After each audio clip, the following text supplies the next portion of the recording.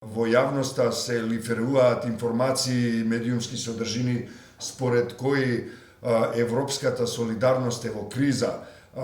Го гледаш ли како ситуација која е реална или е фингирана, односно режирана за да може да се намали рейтингот на Европската унија која гледаме и според сите, буквално сите истражувања е навистина огромна. Меѓутоа и покрај тоа постојано гледаме, редовно гледаме содржини во кои се зборува дека Европска унија е всушност разединета, дека се распаѓа, дека не е солидарна и така натаму.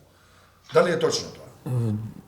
Европска унија е структура која што веќе 70 години обстојува и која што е постојано мета на ваква пропаганда и на вакви напади.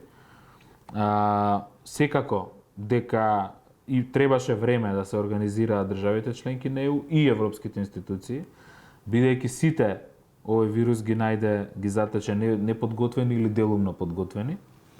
И мислам дека секако секогаш може и подобро и повеќе, но јас сум сигурен дека Европската унија она што го прави до сега е многу важно и многу добро за консолидација и за меѓусебна помош. Ние веќе гледаме на дело како оние држави кои што можат да прифатат поголем дел од одговорноста, прифаќаат, да речеме, италијански пациенти одат во Германија со специјални летови, се пружа секој вид на помош која што е можна. Наспроти тоа се прави една помпа и една пропаганда од помош од други центри, од други држави, од Кина, од Русија и така натаму, а во суштина многу често се случува секако секоја помош е добре дојдена, тука да немаме дилеми, меѓутоа лошо е кога таа помош се користи во цели на политичка пропаганда и заради подкопување на европските вредности и ЕУ. Мислам дека со механизмите на ЕУ кои што се воспоставени во последните недели,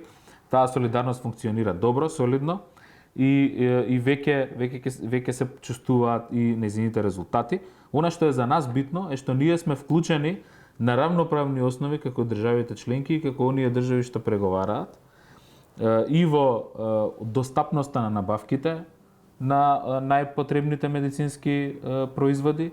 Сега одскоро и во денес имаше писмо од министерот за надворешни работи на Северна Македонија Димитров и од другите министри од регионот, кај што бараме да бидеме изземени од оној систем на давање на дозволи за извоз на медицинска опрема кај нас и ќе бидеме изземени по моите информации, така што ќе имаме ист статус како и Норвешка, Швајцарија или другите држави членки.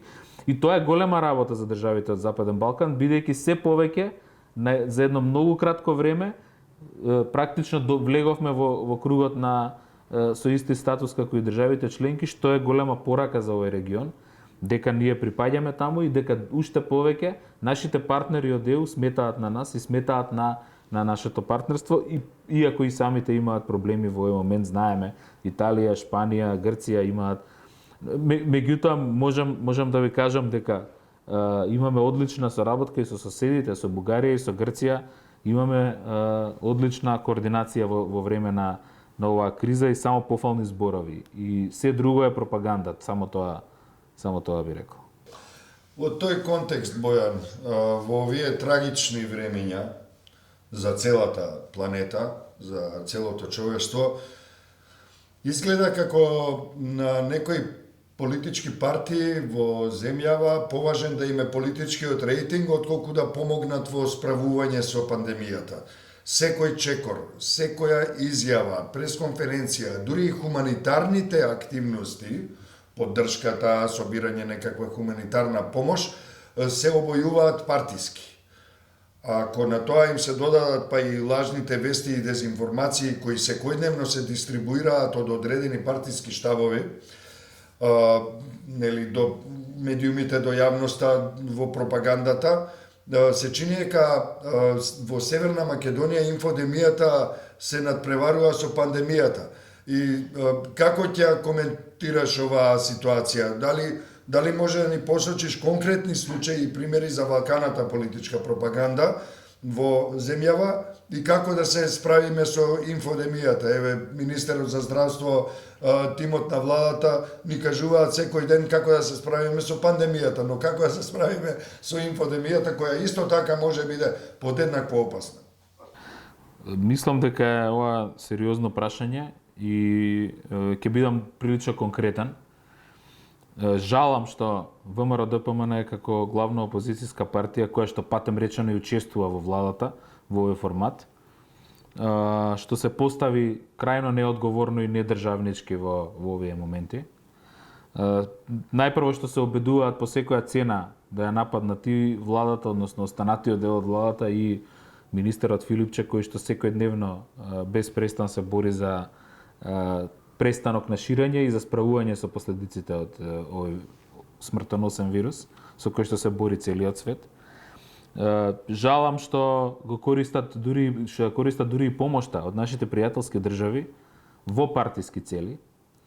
Дури вчера имаше еден пост на господинот Муцунски, меѓународниот секретар на ВМРО ДПМН, во кој што вели дека конзервативните влади покажале на дело солидарност. Мислам дека е тоа многу штетно и многу опасно и го разорува нашето општествено ткиво, но и европското ткиво, затоа што мислам дека во овој момент никој во Европа не гледа која влада, од која партиска боја или која опозиција од која партиска боја, на кого и на каков начин ќе му помогне. И затоа мислам дека тие коментари се под секое ниво. Зарем јас, например, бев убеден дека помошта што доаѓа од Словенија е помошта од словенечкиот народ кон граѓаните на Република Северна Македонија. Исто така е помошта од Унгарија дека е помош за нашиот народ и за сите, без разлика кој од која партија доаѓа. И јас верувам дека повеќето граѓани така ја доживуваат помошта, бидејќи се поинаку би било нелогично и несериозно. Замислете да почнат владините представници за секоја помош. Еве вчера имаше од Турција, имаше и од други држави, денеска се објави од Холандија, од Швајцарија. Замислете ако почнеме да презентираме како партиски обезбедена помош или кредити кои што би ги добиле како кредити обезбедени од некоја партија. Тоа само укажува, Џабир, за жал, дека таа матрица на едно партиско владење на се и од умот па натаму се уште владее во ВМРО ДПМН и тоа е жалосно и тоа само кажува дека се многу далеку од очекувањата на граѓаните и од она што би требале да бидат. Во овие моменти, кога сите се бориме против само еден непријател, а тоа е ширењето на пандемијата и справување со последиците од тоа, ВМРО ДПМН тоа го користи за ефтини политички трикови и јас сум убеден дека тоа ќе им се врати како бумеранг и дека граѓаните тоа ќе им го наплатат порано или подоцна кога и да бидат изборите. Благодарам за директниот одговор, кој впрочем и се подразбираше и го очекував од тебе. За крај би сакал уште еден голем и глобален, меѓутоа и наш македонски проблем, тоа е руското влијание. Руското влијание и действувањето на авторитарните антизападни и антиевропски структури е повеќе од евидентно. Тоа не мора да се спори, секој ден гледаме аргументи, факти и докази за тоа. Колку сериозна е заканата од нив, од антизападните структури, од руското влијание, по евроатлантските интеграции и пошироко македонските национални стратешки интереси? Мислам дека оваа точка, оваа појава, ова прашање на руското влијание и генерално на антизападно влијание не смееме да ја прецениме, но никако не смееме ниту да ја потцениме. Ние јасно бевме означени како мета на овој тип на борба меѓу Западот и Истокот, особено од страна на руските официјални лица. Неколку пати бевме означени, без разлика на тоа што имаме пријателски односи, имаме и коректни економски односи.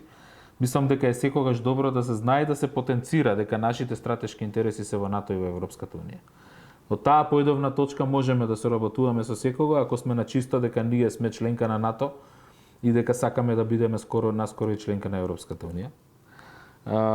Би рекол, треба да бидеме внимателни, бидејќи до членството во НАТО имавме многу сериозни напади и на лажни вести и јас мислам дека со таа појава треба секојдневно да се бориме, дека треба за нашите интереси без задршка да се бориме, затоа што тоа го прави секоја држава, а мислам дека нашите интереси се јасно и недвосмислено прикажани од граѓаните, преку 75% за членство во НАТО и Европската унија. И тука не треба да имаме дилеми, компромиси или договарања, а со секого можеме да имаме коректни и добри односи доколку го прифати нашиот став и нашиот интерес да бидеме членка во НАТО и членка во Европската унија. Ние сме ги прифатиле тие вредности, за нив ќе се бориме и ќе ги спроведуваме.